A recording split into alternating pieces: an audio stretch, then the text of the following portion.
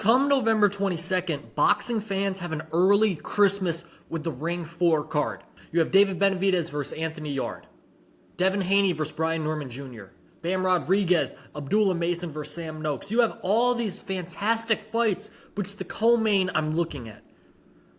Devin Haney versus Brian Norman Jr. A fight that you got to give Devin Haney, even if you don't like him, some props as his first official fight at welterweight is against easily the best 147-pounder in the division.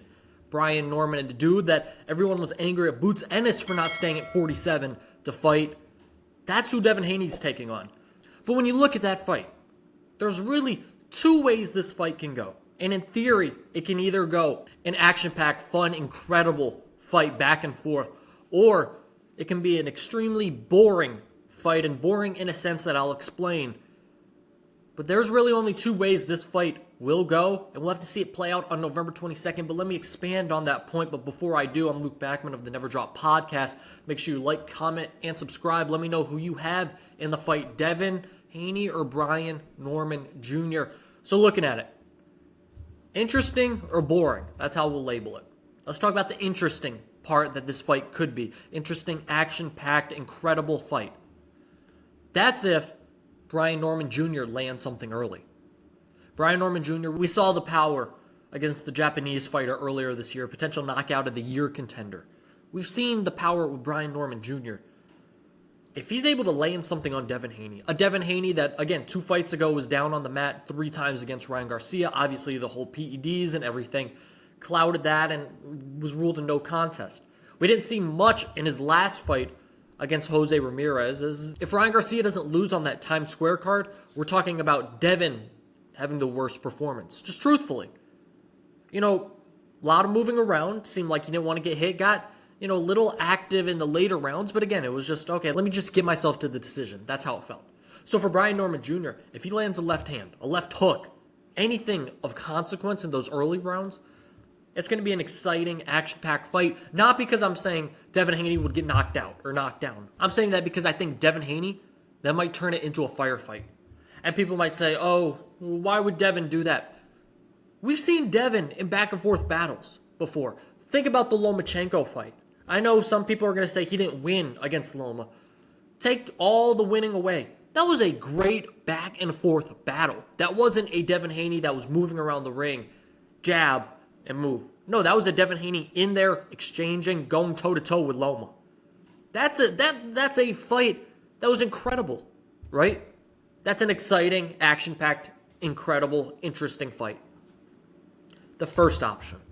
Now, the second option, when I say boring, I said I'd expand on it. Boring in a sense that if you hate people running around, not necessarily running around, but moving around, that's boring. Some people are going to argue they love the sweet science, and to a degree, I do as well. Of course, you want to see action in your fights as well, but if you can see a guy move around, do what he needs to do, and then cruise to a decision victory, there's two sides of the fence. There's, hey, the other guy should cut off the ring, should have done this and that. While there's other sides saying, well, the winner should have engaged more. And there's where you get the boring stigma. Devin's gotten that in the past.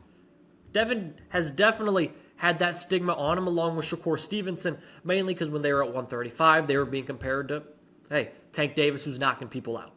And yes, they've had their flaws in moving around in different fights, but that has helped them get them to where they are.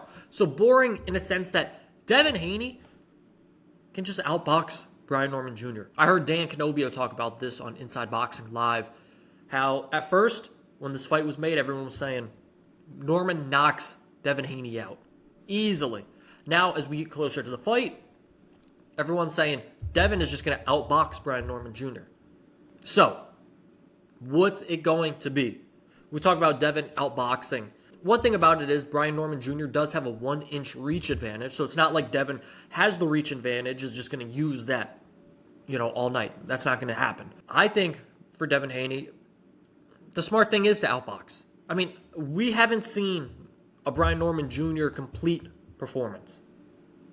Right? We've seen the power. We've seen, some boxing abilities in the past, but have we seen him put it all together?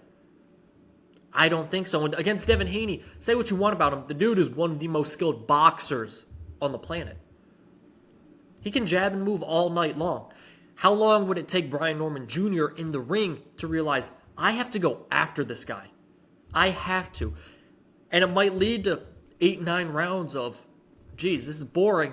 And Brian Norman Jr. losing on the scorecard 7-2 after 9 and saying, screw it, I just got to go in and I got to throw the left hand. And maybe Devin gets buzzed a little bit, but then is able to cruise to a victory. And maybe we forget those first 7 rounds because the last few are back and forth because Devin has no choice other than to exchange, right? That could be a possibility, but it truly could be Devin Haney boxing his way for 12 rounds. What's stopping him from doing so? I don't think there's any reason why Devin wouldn't do that, why wouldn't go into the fight with that game plan.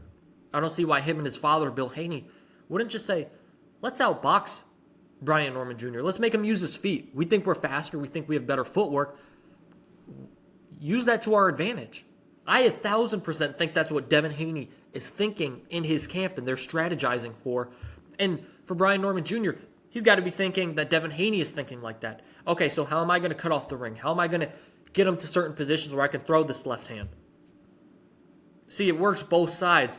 But who in the ring on the 22nd of November will apply theirs? Again, it could be a firefight early. Brian Norman Jr. could land something, and we're like, oh, Devin, you have nowhere to go. You can't box around this guy. He's buzzed you. He's coming after you every round. He feels like that. You just got to fight. You know, you got to trust your chin. You got to fight. That could happen. And then the flip side is Devin just outboxes him. And a lot of people are leaning that way. So for Brian Norman Jr., how are you going to do? How are you going to combat that? How? It's going to be interesting. I think this is a fun fight. I think this is my favorite fight on the card. I think this is the best Riyadh season card yet. I know they've promoted the other ones as the greatest. I think this one is. I love it. I love the main, but I love the co-main a little more than the main. It's just interesting because the way I look at it, there's 2 ways. Devin Haney can win both ways. Right? We could see him, maybe his chin is, he's good. The weight at 47, is good for him. Maybe Ryan Norman Jr.'s power isn't all there that night, right? And Devin Haney gets into a Lomachenko firefight and he's able to escape with a victory. Or, like I mentioned, he's able to outbox Ryan Norman Jr. See, there's 2 ways for him to win. Well, I think the outboxing way is much more likely. If his chin holds up, we could see him in a firefight. For Brian Norman Jr., though, there's really only one way to see him winning this fight, and that's via knockout or domination. Jumping on him early, landing the power punches, having Devin buzzed, wobbly, all over the ring. That's the way I see Devin losing and Brian Norman Jr. winning. I don't see Brian Norman Jr. outboxing Devin Haney. I think Devin has more of the superior skills in his bag, while Brian Norman Jr. has the power. So, you got power versus speed, right, and boxing ability. Who's going to come out on top? How is this fight going to go? I think it's going to go 1 or 2 ways. It's going to be a fun, action-packed fight. You're going to see a lot of people on X and critiquing and all these, online critics saying it was a boring fight. Again, you could say, I love the sweet science. Brian Norman Jr. should have done this and this and this. That's fair. But people will go, oh, Devin Haney just ran. It's boring. I'm just telling you what the public will say, whether it's fair or not. But there's 2 ways it'll go. Quote-unquote boring or action-packed. Let me know in the comments who you think is going to win this fight and which way you think the fight will go. Do you think Devin will outbox him? Do you think Brian Norman Jr. will land something big? Let me know. And stay tuned. Make sure you subscribe to Never Drop Podcast. I'll have a full preview of this fight as we get closer to the 22nd. Woo! Early Christmas for boxing fans. That's all I got for you. Peace. I'm out.